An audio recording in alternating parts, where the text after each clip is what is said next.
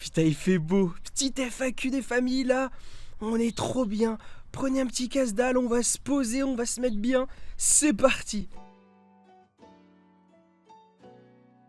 Bon la famille, petite FAQ des vins. Ah là là, déjà le 20e épisode, on a vachement bossé sur cette petite Miata et croyez-moi, on bosse encore dessus.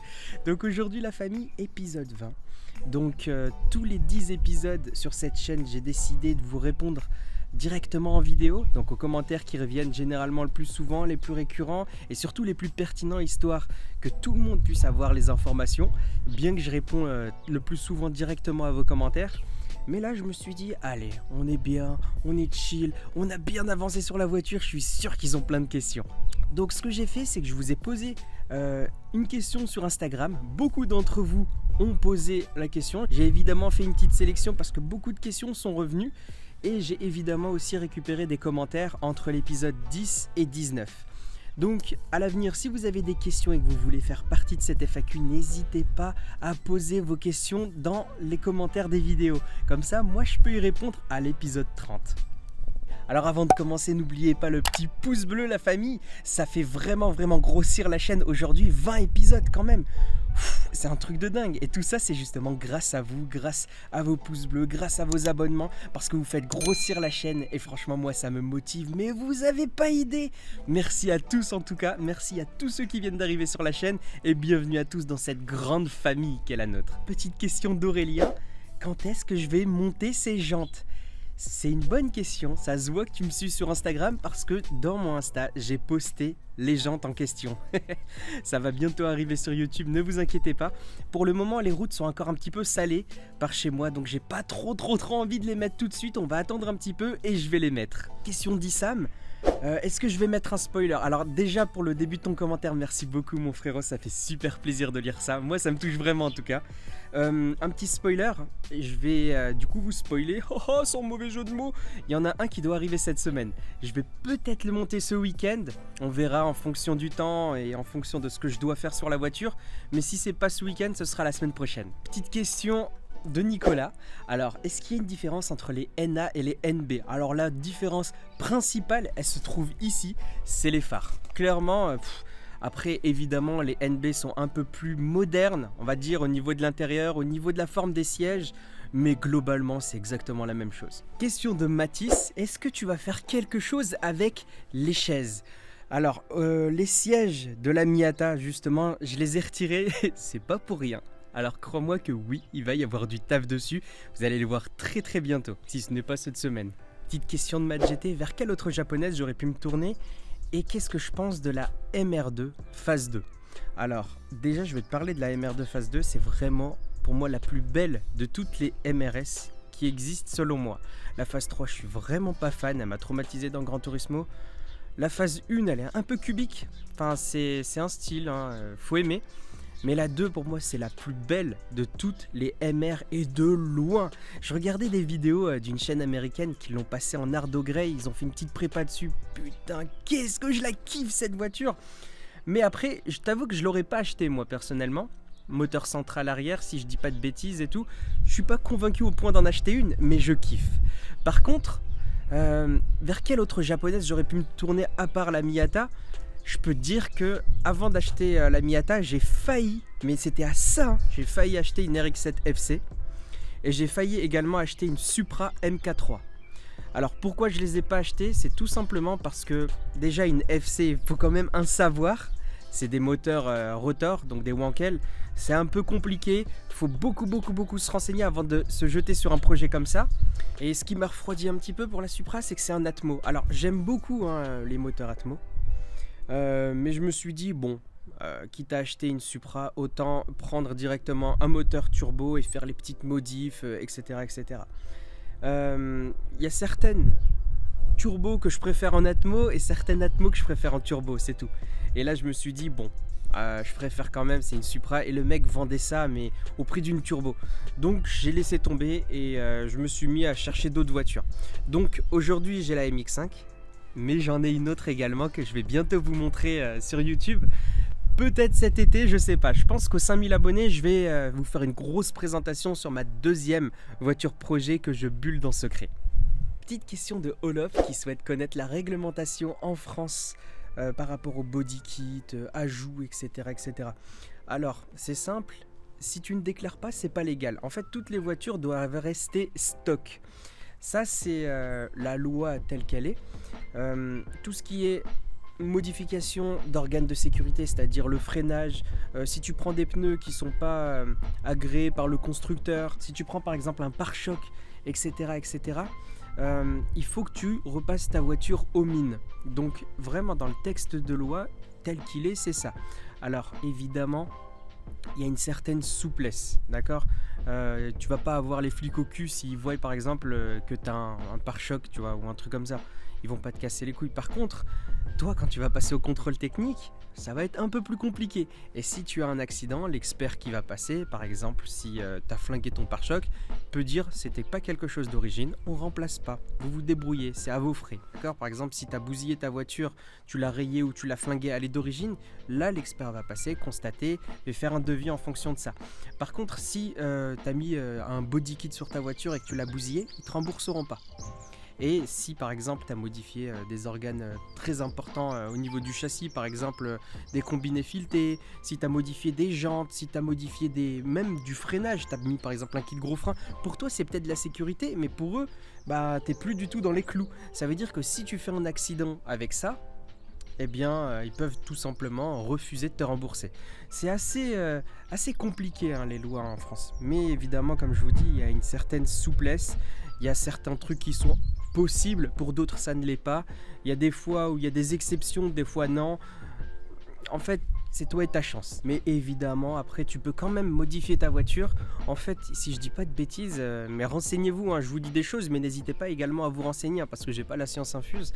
Mais ce que j'avais lu, c'est qu'à partir du moment où tu fais une modification qui ne touche pas les organes de sécurité, mais juste de l'esthétique, et qui ne fait pas défaut à la visibilité, donc à toi ou aux autres, que ce soit des vitres teintées ou que ce soit un aileron à l'arrière, ou je sais pas, tu modifies par exemple tes petits miroirs ou un kit, peu importe, à partir du moment où ça ne gêne pas la visibilité, tu peux. Et pour tout ce qui est modification d'intérieur, pareil, sauf les sièges. Faut que les sièges soient homologués. Idem pour les ceintures. Donc au final, tu peux faire ce que tu veux, mais tu es responsable de tes décisions. Alors, est-ce que je vais présenter mon véhicule à Akram ? Franchement, ce serait un grand kiff, mon petit Julien. J'aimerais vraiment lui présenter, mais pour l'instant, dans l'état, je peux pas, parce que la voiture est encore en projet. Mais quand elle sera terminée, pourquoi pas cet été, en plus en décapot et tout, franchement, avec grand plaisir. Est-ce que je pense faire une grosse prépa, genre turbo, etc. ? Je vous avoue que ça me transcende l'esprit, mais nuit et jour, tu vois. Je me dis, est-ce que je vais lui mettre un superchargeur ? Est-ce que je vais lui mettre un turbo ? Est-ce que je vais la swapper ? Est-ce que je vais ci ? Est-ce que je vais ça ? Pour ceux qui ont un petit peu suivi la série,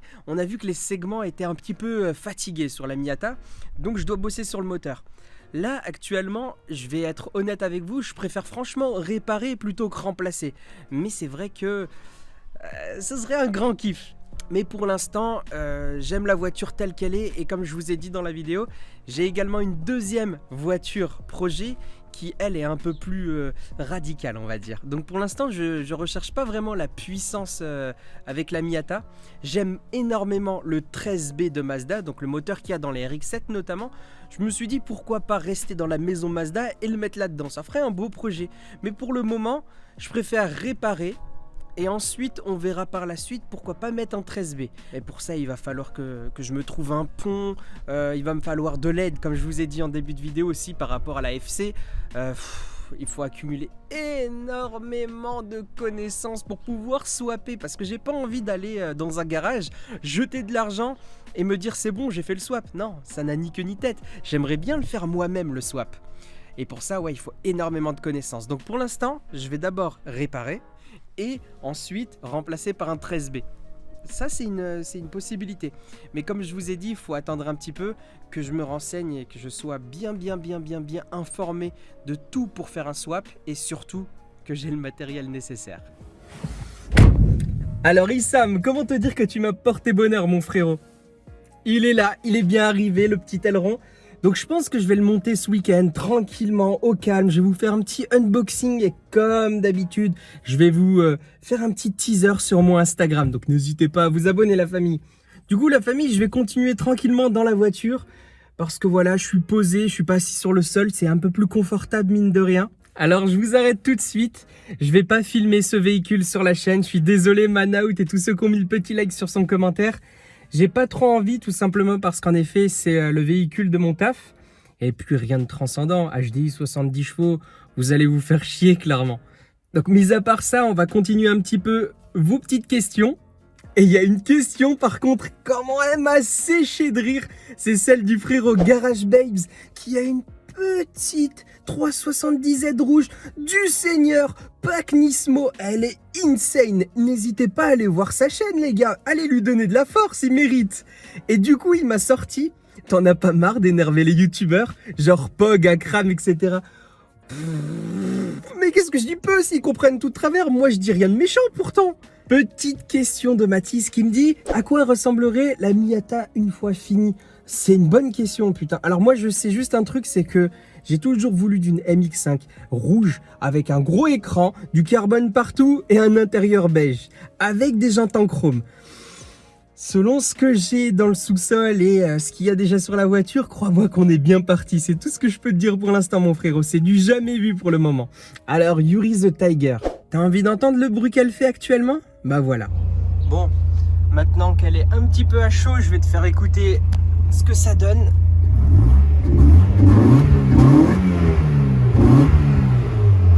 Putain, c'est typique des moteurs japonais des années 90, j'adore ce bruit. Je vais te faire écouter de l'extérieur, mais si t'entends en plus, t'entends le bruit de l'admission un petit peu, écoute bien. T'entends le psouk psouk. Alors, au pot d'échappement, ça donne ça. Là, l'idle, t'entends le petit bruit.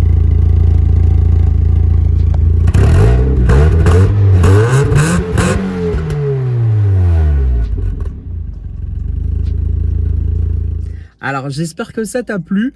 Moi, bof, hein, après tout, c'est la ligne d'origine, mais j'ai bien une ligne complète qui attend dans mon sous-sol. J'attendais les beaux jours, les jours sont beaux, donc je vais pas tarder à installer ça, je t'avoue. GT Mad 76, mon petit frérot, cette question est vite répondue, comme dirait Victor Hugo. Pour moi, le top du top du top, c'est une Nissan GT-R R35. Je la veux noire, intérieur fauve, le millésime 2017. Ça, pour moi, c'est l'ultime, tu vois. Ensuite, juste en dessous, tu as la Porsche GT3. Je l'adore. Je la veux avec une configuration violette, intérieur noir, avec des étriers jaunes. Et la troisième qui me rend complètement fou, c'est la Dodge Viper ACR. Le dernier modèle, jaune, intérieur noir. Oh là là là là, ça me tue.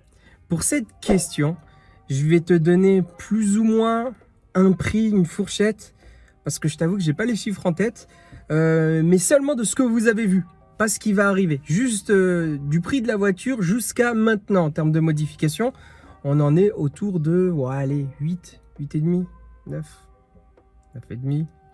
Alors cette question me revient très souvent.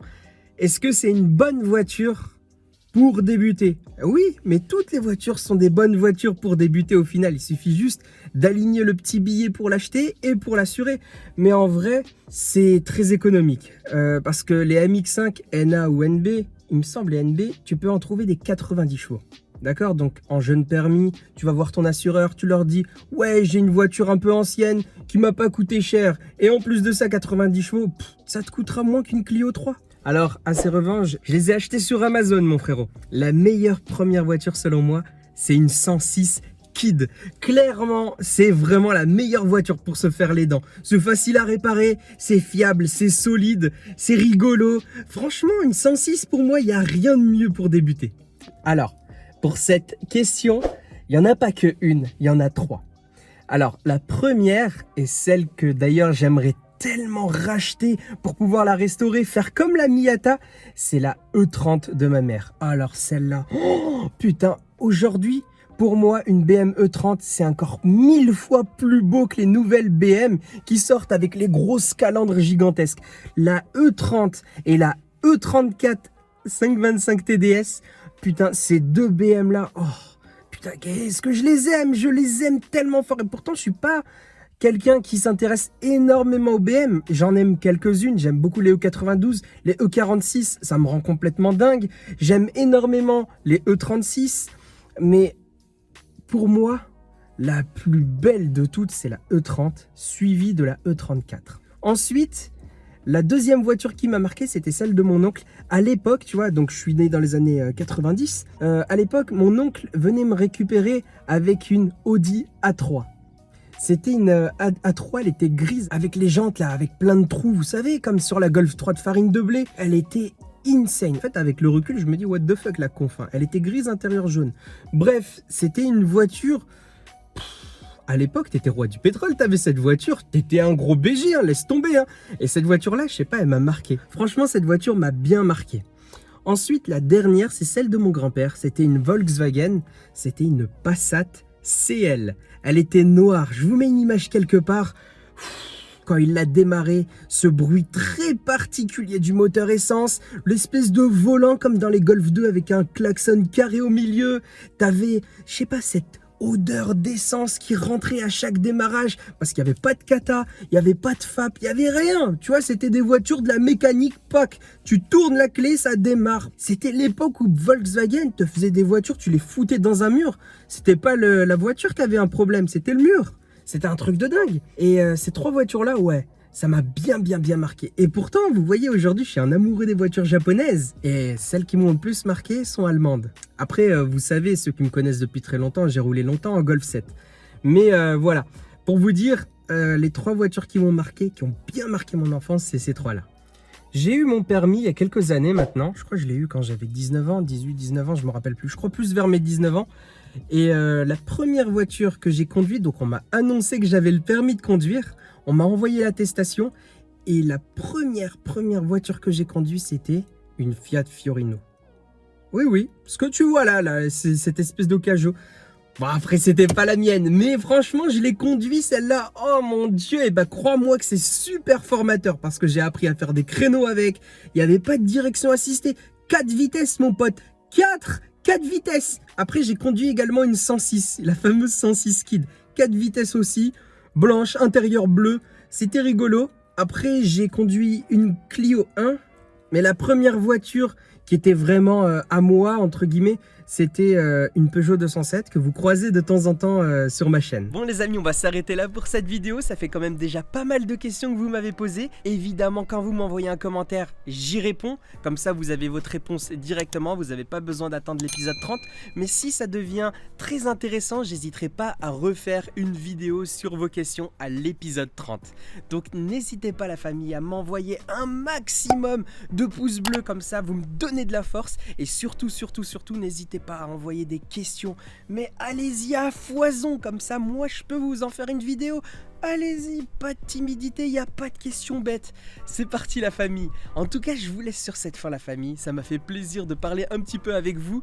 Merci à tous pour toute la force que vous me donnez sur YouTube. Aujourd'hui, on est à plus de 3700, c'est un truc de dingue. Vous vous rendez compte, il y a un an, j'étais même pas à 1000. On a vraiment fait une belle ascension sur YouTube. Et tout ça, c'est grâce à vous. Donc je vous remercie énormément la famille et à bientôt pour une nouvelle vidéo.